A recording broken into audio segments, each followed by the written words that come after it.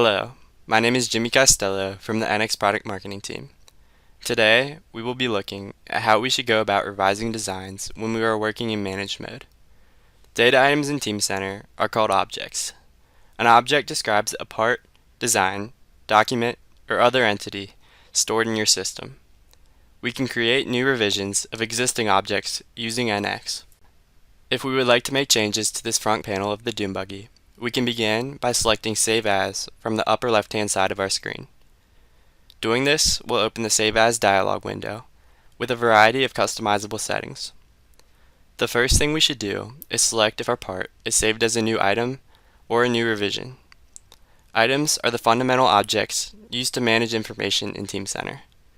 Item revisions are used to reflect modifications to designs through its product lifecycle. For this video's purpose, we will explore the new revision option. Next, we can now create our item revision number. To do this, we can double-click on the red asterisk under the Name and Attributes section.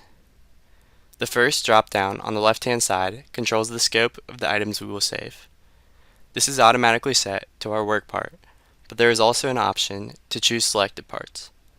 This is a nice feature when revising an assembly, but for this case, since we are just making changes to a single piece part, this option isn't necessary.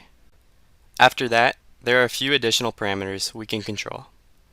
There is a checkbox we can select that will replace all components in our session. For example, if we have two assemblies in session that each have the same item revision, both will be updated to reference the new revision that is created. Additionally, we can select if any dependent files, such as JPEGs for drawings, are included in this new revision. And lastly, we can select if any change notices are attached.